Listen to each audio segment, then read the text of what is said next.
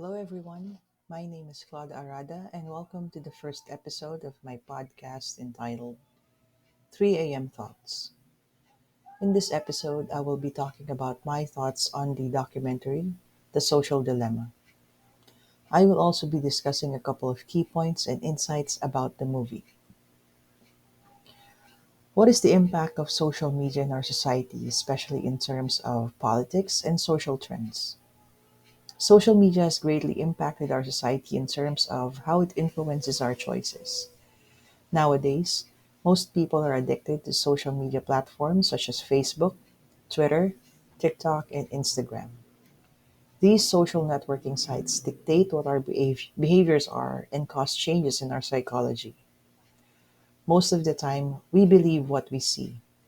This is true when it comes to social media platforms.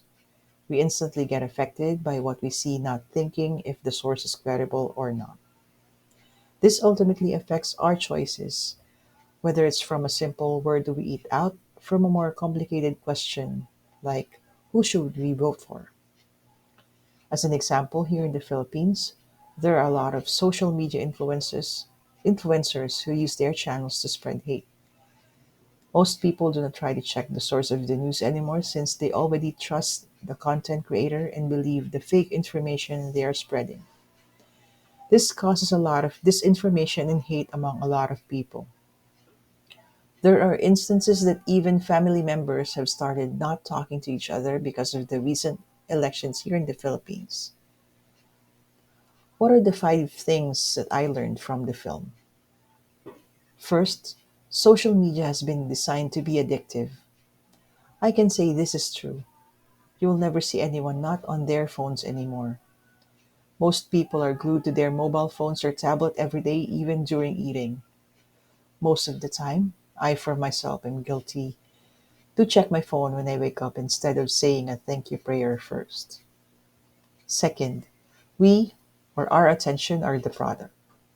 Social media platforms are free because our attention is their product. People always being in their social media would mean that the platforms are getting revenue and their network is growing. Every time someone posts on their Facebook page, hit the like button, or play a video, they're getting monetized by it. What these companies need is the utilization of their sites. Third, our future generations are at risk. Younger generations now are getting more and more addicted to these platforms. Kids as early as 1 year old are exposed to the use of mobile phones and tablets to watch videos instead of them getting attention from their parents. If this continues, it is going to be disastrous for what their future is going to be like. Fourth, social media is now becoming more of a problem rather than a solution. When social media was first created, it was a wonderful tool. We start getting connected, especially to people we haven't seen or heard from for a very long time. It has been easy to keep in touch with everyone you want to stay close to, even if it's just virtual. Nowadays, there are people who abuse and manipulate the platform and are now using it to spread hate and cause an emotional and psychological disturbance. Five, we must take action. Change starts from us. We need to start with ourselves if we want to stop what is happening. Here are some of the things we can do.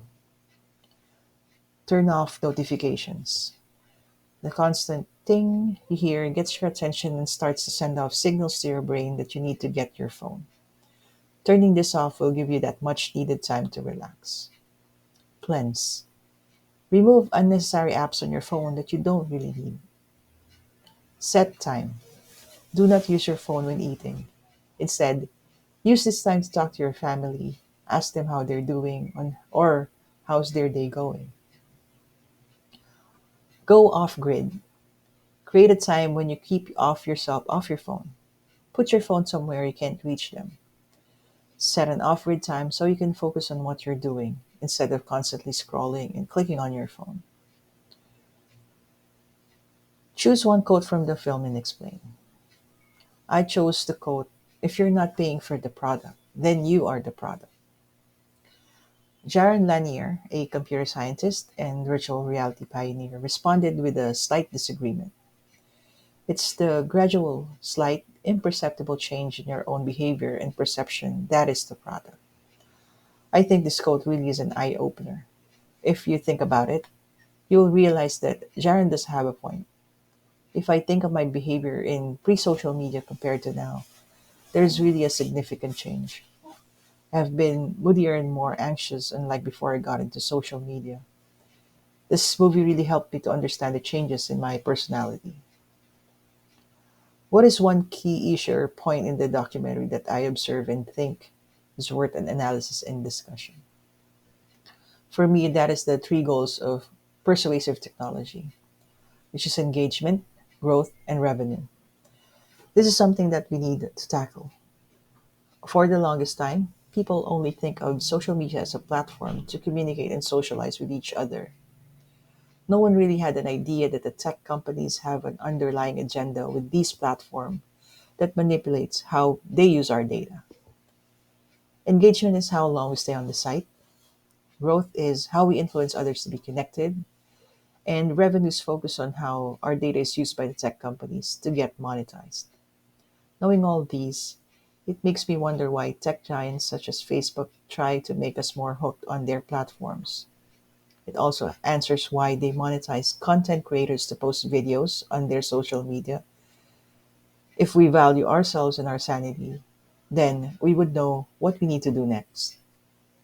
Again, change starts within ourselves. So, what are we going to do? That's it for today's episode. My name is Claudia, and this is the 3 a.m. Thoughts podcast. Thank you for listening, and always keep safe.